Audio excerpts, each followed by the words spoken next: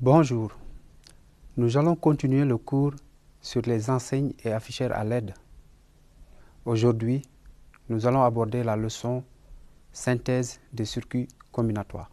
Dans un premier point, nous allons aborder la méthodologie de synthèse des circuits logiques combinatoires, ensuite les méthodes de simplification,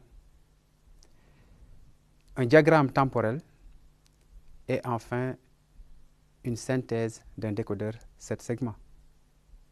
Un système combinatoire est un système où chacune des sorties est une combinaison logique des entrées à l'instant. C'est-à-dire une sortie à l'instant t ne dépend que des entrées au même instant. Pour une même combinaison des entrées, la sortie est unique. La méthodologie de synthèse des circuits logiques combinatoires se fait en plusieurs étapes. À partir du cahier de charge, il faut analyser le problème pour en avoir une bonne compréhension, ce qui permettra de pouvoir faire l'identification des variables d'entrée et de sortie. En fonction de leur nombre, si le nombre de variables d'entrée et sortie est faible, on peut envisager de faire l'établissement de la table de vérité.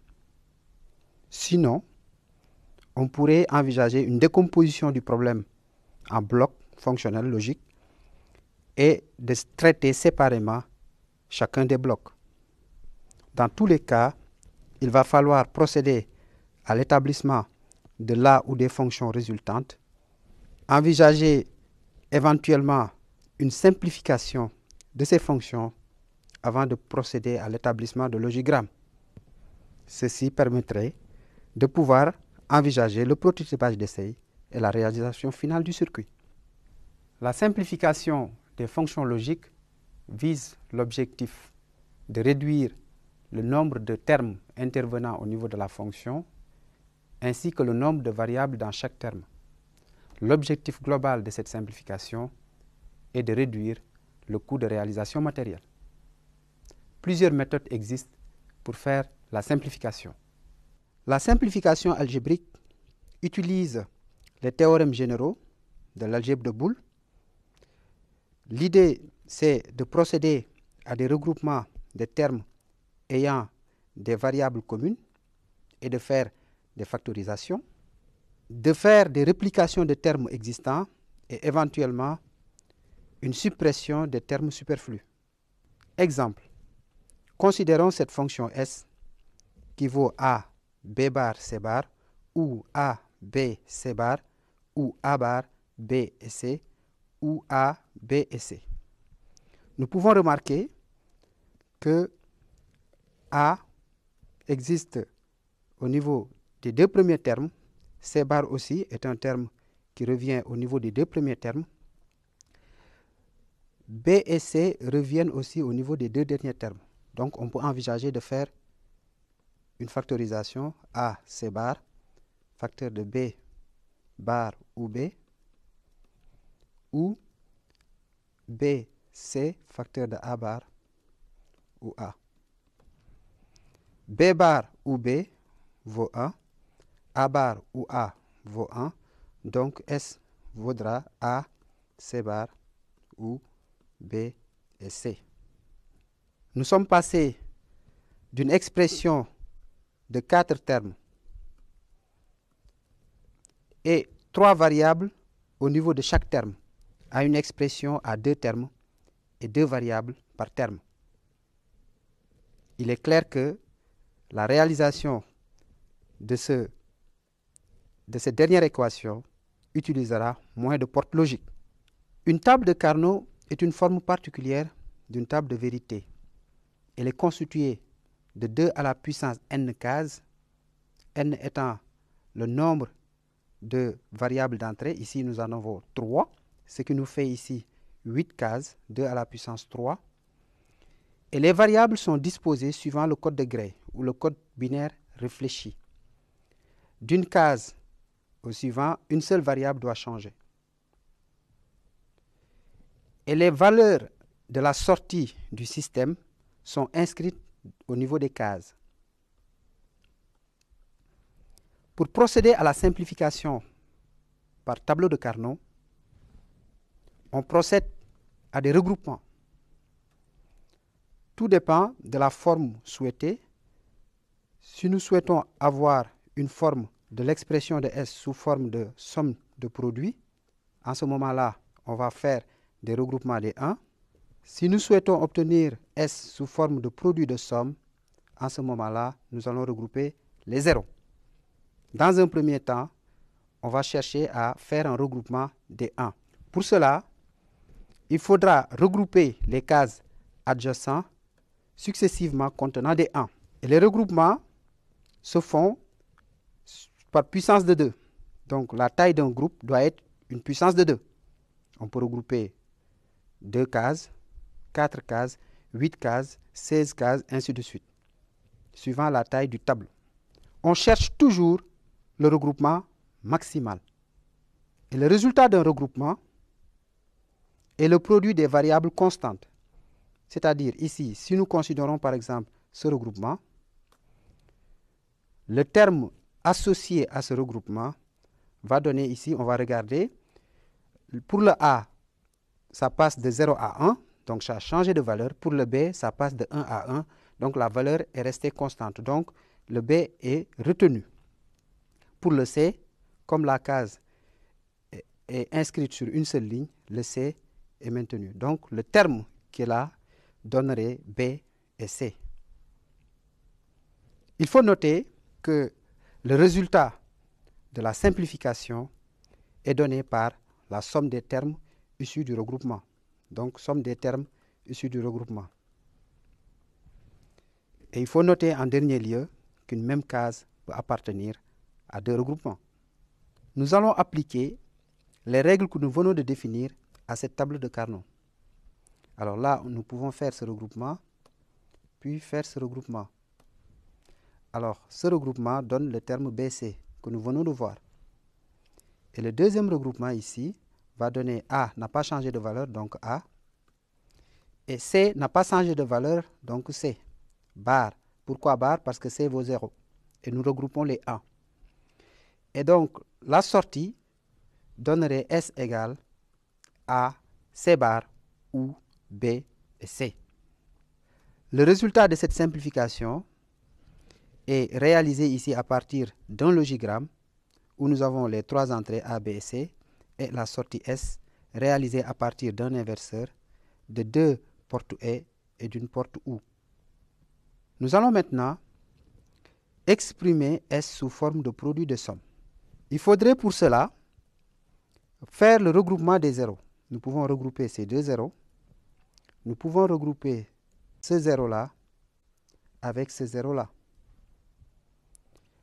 Pour exprimer les termes liés à ce regroupement, il faudrait qu'on regarde les variables qui n'ont pas changé de valeur. Ici, le A n'a pas changé de valeur et le A vaut 0. Comme nous regroupons les zéros, donc on maintient le A. Ou le B a changé de valeur, donc il n'est pas concerné. Et le C n'a pas changé de valeur, donc c'est A ou C. Pour le deuxième terme, nous allons ici regarder A a changé de valeur, B n'a pas changé de valeur, donc nous aurons B. Et ici, nous aurons C qui vaut 1, donc OU, C bar. Donc les deux termes, ici, nous aurons S qui vaut A ou C et B ou C bar. Le résultat de cette fonction est réalisé ici à partir d'un logigramme fait à partir d'un inverseur de 2 portes OU et d'une porte E. En résumé, nous pouvons procéder à la simplification des fonctions logiques par tableau de Carnot pour exprimer S sous forme de somme de produits en regroupant les 1 ou bien l'expression de produit de somme en regroupant les 0. Nous allons illustrer le diagramme temporel à partir de ce logigramme où nous avons 3 entrées A, B et C et la sortie qui est X ici. Et pour représenter un diagramme temporel qui nous permet de représenter le chronogramme des signaux. Nous avons choisi A qui vaut ce chronogramme, B qui vaut ce chronogramme, C qui vaut ce chronogramme. Et donc l'idée, c'est de représenter X à partir de ces chronogrammes. Alors, si nous appliquons De Morgan sur cette équation, nous aurons X égale A et B et C. Ce qui veut dire que X vaut 0 si l'une des variables vaut 0. Et X vaut 1 si les trois variables valent 1. Alors, nous pouvons constater ici que les trois variables valent 1 dans cet intervalle-là et également dans cet intervalle. Donc, nous pouvons représenter pour les autres intervalles, le X vaut 0. Dans un système numérique de traitement de l'information, plusieurs opérations combinatoires peuvent être nécessaires. Le décodage, le codage, le multiplexage, etc.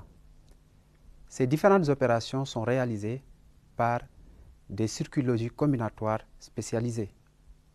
Nous allons maintenant voir comment synthétiser un décodeur 7 segments.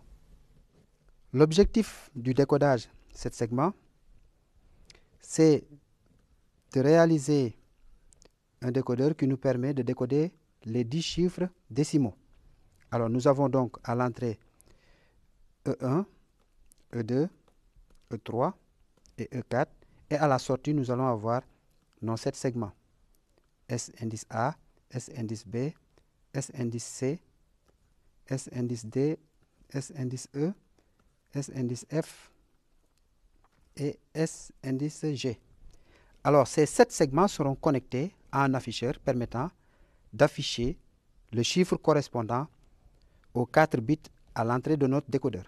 Il faudrait donc procéder à l'établissement de la table de vérité. Alors, nous avons ici les 4 entrées et les 7 sorties. Pour décoder le chiffre 0, il faut allumer toutes les LED sauf le dernier, le SG. Pour afficher un 1, il suffit d'allumer le B et le C et d'éteindre tous les autres. Voici la table de vérité remplie. Remarquez qu'il y a des X qui sont mis à partir de 10 parce que ces chiffres ne sont pas concernés par le décodage. Donc, qu'ils valent 0 ou 1 ne change rien au niveau de notre décodeur. On peut maintenant chercher à établir les différentes fonctions logiques pour chaque segment, SA jusqu'à SG. Pour cela, nous allons élaborer les tableaux de Carnot. Nous avons donc les tableaux de Carnot des différentes fonctions des segments. Ici, nous avons le segment A, qui est représenté ici par ce tableau, le segment B, le segment C et le segment D. Remarquez que les valeurs en bleu représentent les X qui pouvaient prendre des valeurs 0 ou 1 de manière indifférente. Nous les avons positionnés à 0 ou à 1 suivant des besoins de simplification. L'objectif, c'est d'avoir le regroupement maximal. Voici pour les segments E, le segment F et le segment G. Nous allons maintenant procéder à la simplification du segment A. Nous pouvons faire le regroupement de ces 8 cases contenant successivement des 1. Nous pouvons regrouper ces 4 cases contenant successivement des 1 et nous pouvons regrouper ici les 4 cases contenant des 1 et enfin nous pouvons regrouper ces cases-là, extrémités. Donc nous aurons 4 termes au niveau de l'expression de A. Alors à partir de ces regroupements, donc on peut écrire SA sous la forme E1 bar, les 4 qui sont au coin. Si nous regardons les variables qui n'ont pas changé de valeur, c'est E1 et E3 et ils sont à 0. Si nous regardons le terme qui représente ce regroupement, ça correspond à E4 qui n'a pas changé de valeur. Et toutes les autres variables ont changé de valeur.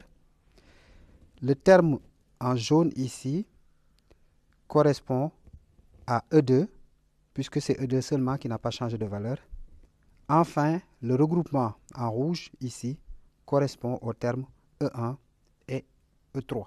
Nous pouvons procéder de la même manière pour obtenir les autres équations qui sont résumées ici dans ce tableau pour les 7 segments de l'afficheur. À partir de ces équations, on peut envisager de réaliser notre décodeur 7 segments. Nous venons d'aborder la synthèse des circuits logiques combinatoires. Dans un premier temps, nous avons vu les différentes étapes de la méthodologie, ensuite procéder à la simplification des fonctions logiques. Nous avons vu un exemple de diagramme temporel et nous avons terminé cette leçon par la synthèse d'un décodeur 7 segments.